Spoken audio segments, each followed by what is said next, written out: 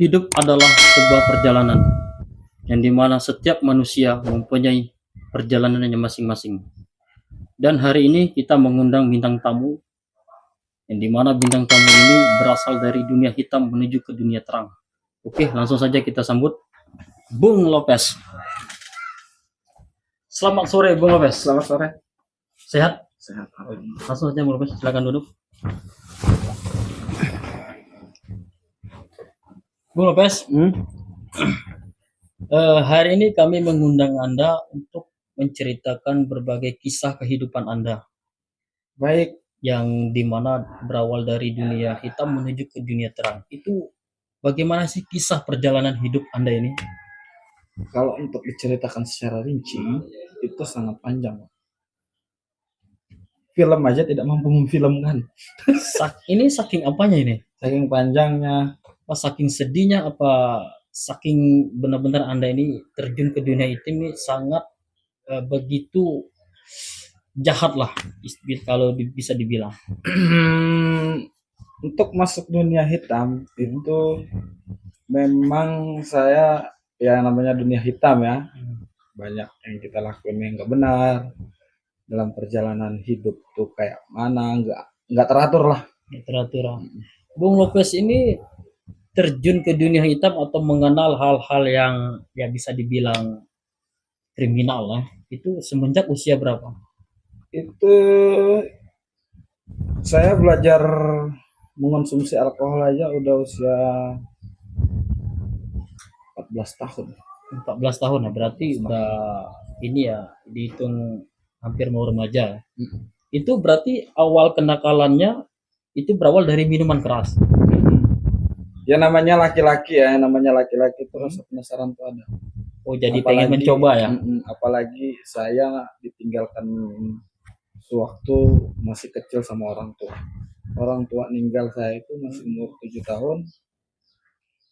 Berarti umur 7 tahun orang tua yang ibu apa bapak? Ibu. Oh, ibu dulu. Pas umur 12 tahun, 13 tahun bapak meninggal. Oh, berarti itu bisa dibilang masih SD ya, kelas 6 lah ya. Jadi pada saat kita udah ditinggalkan kedua orang tua, berarti di situ Bung Lopez mulai masuk ke dunia hitam atau mengenal ke dunia itu. Faktor lingkungan atau faktor apa saja? Yang masih bukan faktor lingkungan sih, karena kurangnya didikan terhadap orang tua. Tapi kita tidak menyalahkan orang tua, tapi karena rasa penasaran kita juga ada, menyalahkan diri sendirilah. Karena berawal dari penasaran tadi, pengen coba-coba ya. Itu apalagi ibaratnya didikan itu udah nggak ada. Kalau ngerokok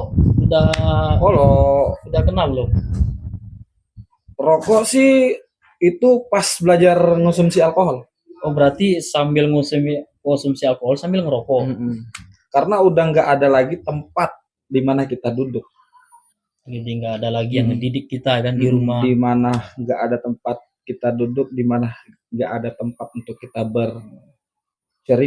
Oh, jadi Bung Lopez ini sekolah tidak? Saya finish sekolahnya itu nggak finish SD. Sampai kelas berapaan tuh? Kelas 6. Oh, kelas 6, berarti kelas 6 tamat? Enggak. Oh, enggak tamat. Oh, tapi karena udah ditinggal sama orang tua aja. Bung Lopez ditinggalkan sama kedua orang tua itu tinggalnya di mana? Saya tinggal ngikut bibi. Oh, bibi. Yang bibi itu kerjanya maklum lah, yang namanya orang banyak anak, banyak pengeluaran lah setiap bulan. Yang nggak mungkin lah kita terus bergantungan sama mereka. Kita juga harus sadar diri. Dia juga kan ada tanggung jawab anak-anaknya. Mereka juga mempunyai anak yang begitu banyak anak, menyekolahkan anaknya.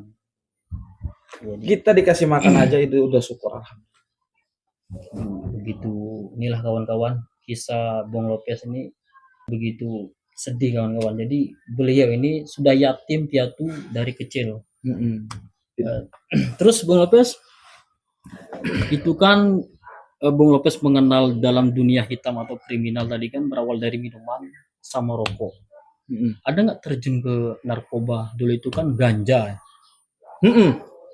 Jadi kalau untuk diceritakan itu, dulu awalnya belajar mengonsumsi alkohol, Ya. habis itu teman bawa apalah yang namanya ganja, bawa ganja, Cimeng cimeng kan. ya. Jadi lihat teman ngisap itu tertawa, pengen coba, Penasaran jadi merasa timbul penasaran, nih. ayo ibaratnya kan. Iya. Yang namanya juga kita hidup aruk-arukan kan. Jadi nggak ada yang urus kan. Kalau Jadi kita nakal kan ada orang tua kan gitu gurin sama orang tua. Kalau ini enggak kan, jadi Enggak. bebas lah. Bebas lah Nah, terus pokoknya. itu gimana? Itu ya jalani terus sampai bego lah. Sampai bego. Habis kayak Jadi ini ke ganja tadi dicobain. Itu rasanya apa sih? Kalau untuk nyobain sih rasanya itu ya sama aja mabuknya. Maksudnya Cuman beda aja mabuknya. Mabuknya itu kebanyakan hayalan. Itu gua dengar dari teman gua dulu itu kalau pakai ganja itu makannya lebih nafsu makannya lebih ini ya, lebih kuat ya. Nafsu makannya lebih kencang. Itu cuma bisa membuat kita bodoh nggak? Itu cara berpikir kita lambat. Nggak normal karena halu tadi ya. Kebanyakan halu. Kebanyakan parno. Itu nggak baik lah untuk anak-anak muda mengonsumsi narkoba jenis ganja, nggak baik. Karena kita udah pernah cobain hal itu. Apalagi untuk generasi muda sekarang udah nggak baik. Itu Bang Lopez, selain ganja ada lagi kayak ini kan sekarang ini banyak sekali memakai sabu ini. Kita kalau belajar dari semuanya itu dari jenis narkoba udah saya konsumsi. Semua jenis narkoba, sabu, apa aja itu sabu, ganja, inek ada juga, alkohol. Berarti Bung Lopez ini sudah ini ya, berarti sudah sangat luar biasa lah dalam hal kenakalan ini ya. Kalau dibilang luar biasa sih yang namanya hidup ya, pagi hidup nggak ada aturan. Hidup nggak ada aturan, namanya coba-coba, ujung-ujungnya kebablasan.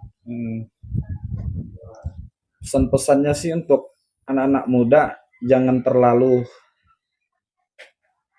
ini ke dunia hitamnya. Jangan ini ya kawan-kawan, contoh dari Bung Lopez tadi bagaimana dia terjun dari dunia hitam itu sangat mempengaruhi dari kedua orang tua, yang kedua dari faktor lingkungan, rasa penasarannya sehingga beliau terjun ke dunia hitam itu. Jadi Bung Lopez semenjak ditinggalkan kedua orang tua terjun ke dunia hitam, mengkonsumsi narkoba itu konsumsi narkoba itu sampai kapan? Itu semenjak usia di tahun 2014 ya. 2014 sampai terakhir 2024. Berhenti. Stop tahun 2024 stop. Tahun 2025 kemarin sih yang namanya kita berhenti ya, namanya nggak berhenti nggak bisa langsung berhenti. Namanya kita harus mengurangi, tapi alhamdulillah sekarang kita coba lagi di tahun 2026 udah nggak nyentuh sedikit. Ditanya. Jadi Bung Lopez selama berapa lama Anda mengkonsumsi narkoba itu? Mengkonsumsi narkoba iya tadi dari tahun 2014 sampai tahun 2024. Berarti udah berapa tahun tuh? 10 tahun ya? Tapi bisa berhenti ya? Yang namanya kita berhenti ya kita harus cobain, yang namanya berusaha tuh harus coba. Itu kan teman-teman dulu ada yang bilang kan, teman-teman gua juga kan banyak yang narkoba nih. Katanya mereka kalau berhenti itu susah. Mereka udah masuk rehab itu, ini memang keluar dari rehab balik lagi itu gimana ceritanya? Itu memang susah. Cuman kalau kita nggak berusaha, apalagi berhentinya cuman berhenti untuk ngerehab, hanya berhenti sekedar. Tapi coba kita buat berhenti itu ikuti para majelis-majelis. Berarti orang majelis. Ikuti majelis pengajian ya. Berarti kalau hanya sekedar rehab itu ini enggak cuma itu pulang bakal- dari rehab balik lagi. Mm-mm. Makanya berhenti ya Hmm. pulangnya tetap karena itu ketemu teman lama. Berarti faktor lingkungan juga Mm-mm. karena kumpulan-kumpulan orang itu kan Tetap makin ketemunya semua. ketemu teman lama juga.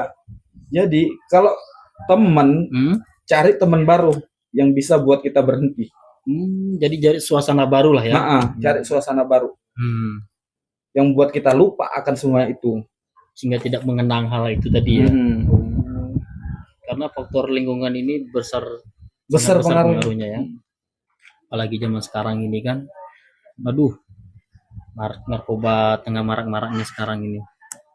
Anak-anak muda deh, jangan coba-coba ya yang namanya narkoba.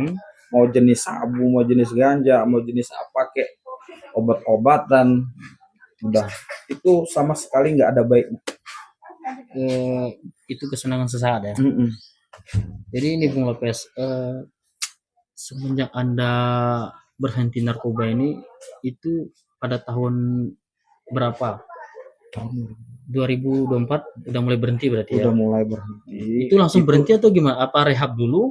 Enggak. Itu berhentinya pelan-pelan. Pelan-pelan. Apa langsung masuk majelis apa gimana itu?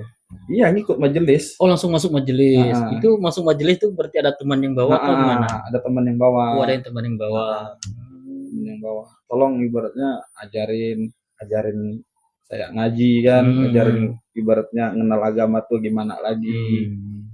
Kenalnya biar ibaratnya lupa deh sama hal-hal yang lalu, kriminal yang lalu ya. Majelis apa namanya? Itu majelis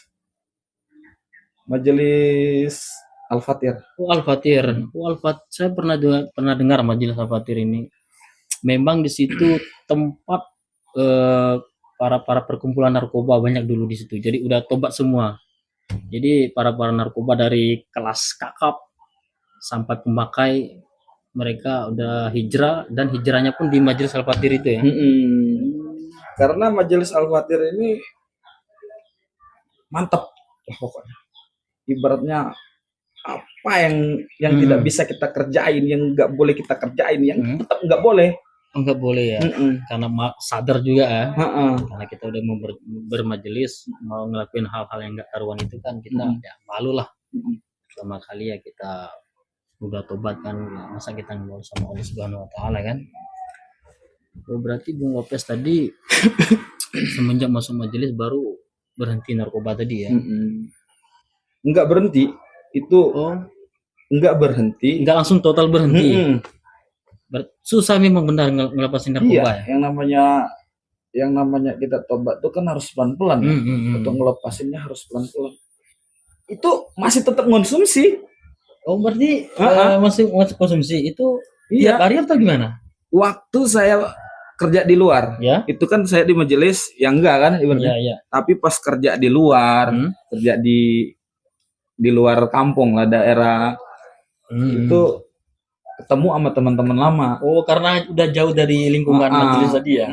Ketemu lagi sama teman-teman lama. Tapi konsumsinya saya itu udah nggak kayak dulu lagi. Udah siang dan malam. Konsumsi saya itu sebulan tuh 1 kali. Udah dikurangi lah. Udah mau dikurangi. Ngurangi.